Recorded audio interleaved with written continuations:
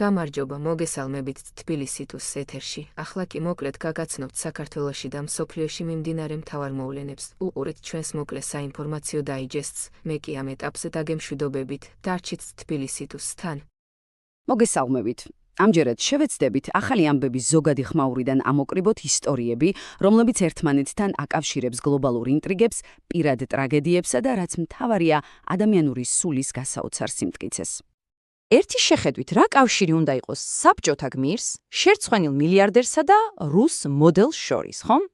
ხო და მოდით, ჩავყვეთ ამ ამბავს, რომელიც აერთიანებს გლობალურ ძალაუფლებას, ბნელ საიდუმლოებებსა და ერთ საკმაოდ მოულოდნელ კავშირს საქართველოსთან.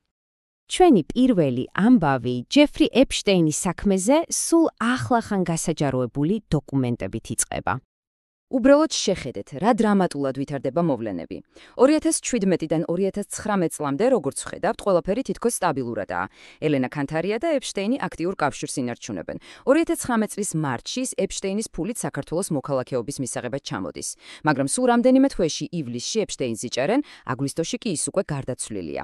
და ამის შემდეგ ქანთარია უბრალოდ ქრება. ყველაფერი თვალის დახამხამავაში ინგრევა. ეს ციტატა პირდაპირ სასამართლოს მასალებიდანაა აღებული. ანუ ეს არ არის რაღაც ვარაუდი ან ჟურნალისტის ინტერპრეტაცია, ეს მისი საკუთარი სიტყვებია, რომელიც მან ეპშტეინს მისწერა. აი სწორედ აქედან იწყება იმ გეგმის განხორციელება, რომელმაც როგორც მე ვმახავთ, მისი ცხოვრება სამუდამოდ შეცვალა. აი, აქ კი საქმე უკვე ბევრად საინტერესო ხდება. ის ხომ მოკალაქეობას უბრალოდ ისე არ ითხოვს. ის იყენებს ძალიან ძლიერ ემოციურ ბმას, თავის დიდ პაპას, მელიტონ ქანთარიას, საბჭოთა კავშირის გმირს. ეს არ არის უბრალოდ ოჯახური ისტორიის მოყოლა. ეს არის ძალიან კარგად გათვლილი სტრატეგიული ნაბიჯი. და აი, აქ უკვე ნიღაბი ეხსნება ყველაფერს. ერთ მხარეს გვაქვს ოფიციალური ვერსია. ჩემი ქართული ფესვები, ჩემი გმირი წინაპარი. მაგრამ პირად მიმოწერაში რას ვხედავთ? ვხედავთ რეალურ, პრაგმატულ მიზანს, უვიზო მიმოსვლა ევროპაში და გამარტივებული 10 წლიანი ამერიკული ვიზა.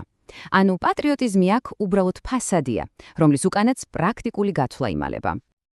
ეს შეტყობინება კიდევ უფრო ნათელს ხდის მათი ურთიერთობის ბუნებას, ხომ? ეს არ არის უბრალოდ ხომნა, ეს არის მოლოდინი, რომ ფინანსური მხარდაჭერა ამ გეგმის განუყოფელი ნაწილია. და ის ფაქტი, რომ ეპშტეინი დახმალებაზე დათანხმდა, უბრალოდ ადასტურებს, რომ მათი კავშირი რბილად რომ თქვათ ტრანზაქციულიც იყო. ხო და მთავარი ის არის, რომ ეს გლობალური ინტრიგებით სავსე ისტორია სრულიად ჩუმად ჩრდილში სრულდება. ის უბრალოდ გაქრა, ისტორია დასრულდა. ახლა კი მოდით, სრულიად შევცვალოთ მიმართულება. ამ გლობალური სკანდალიდან გადავინაცვლოთ ისტორიაზე, რომელიც ტრაგიკულად ლოკალური და შემზარავად მყისიერია. 17. რას შეიძლება ნიშნავდეს ეს რიცხვი?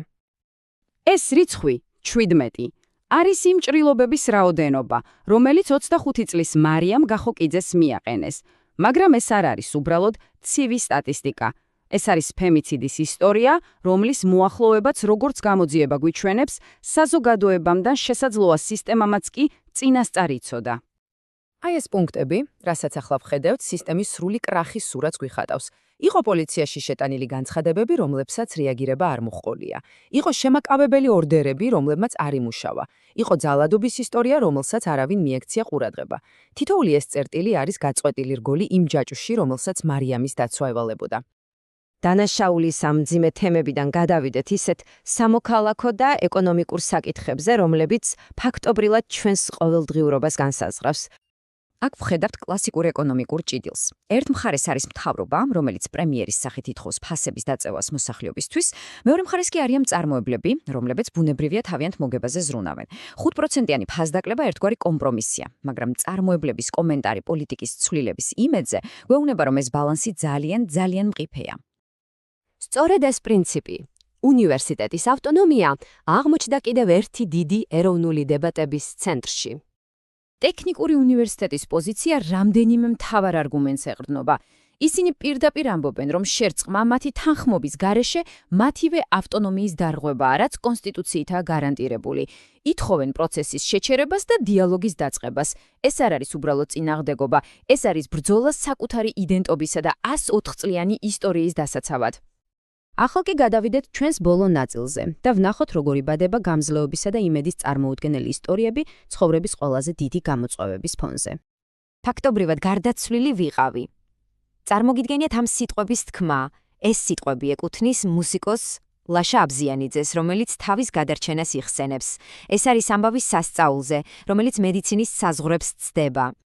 უბრალოდ დაფიქრდით, ოპერაციის დროს მისი გული ჩერდება. და ჩერდება არა 1 წუთით, არამედ 3 სრული საათით. ეს არის დრო, როდესაც სამედიცინო ლოგიკით იმედი ფაქტობრივად აღარ არსებობს. და მაინც სასწაული მოხდა. ექიმებმა მისი გულის ამუშავება შეძლეს და დღეს ის სრულად ჯამრთელია. მთელი სამედიცინო პერსონალი მის გადარჩენას მილიონიდან 1 შანსად თვლიდა. შემდეგი ისტორია კი ეხება სიყვარულს, რომელიც 10 წლეულებით წინ რასობრივმა ცრურწმენებმა დაანგრია. 43 წლის შემდეგ, ამდენი სირთულის, განშორებისა და დაკარგული დროის მიუხედავად, ჯინის სიტყვები რაღაც საოცარს გვიჩვენებს, მისი გრძნობები არ შეცვლილა. ეს ციტატა არის დასტური იმისა, რომ ზოგიერთი კავშირი უბრალოდ დროზე და საზოგადოებრივ წნეხზე მაღლა დგას.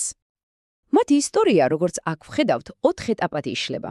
უნივერსიტეტის რომანი, ოჯახის მიერ იძულებითი დაშორება, 42 წლიანი ძიება და ბოლოს ბედნიერი გაერთიანება. ეს არ არის უმკრალოდ ლამაზი ამბავი, ეს არის მტკიცებულება, რომ დრო და მანძილი უძლურია იმ სიყვარულის წინაშე, რომელიც როგორც ჩანს ბედის წერით იყო განპირობებული.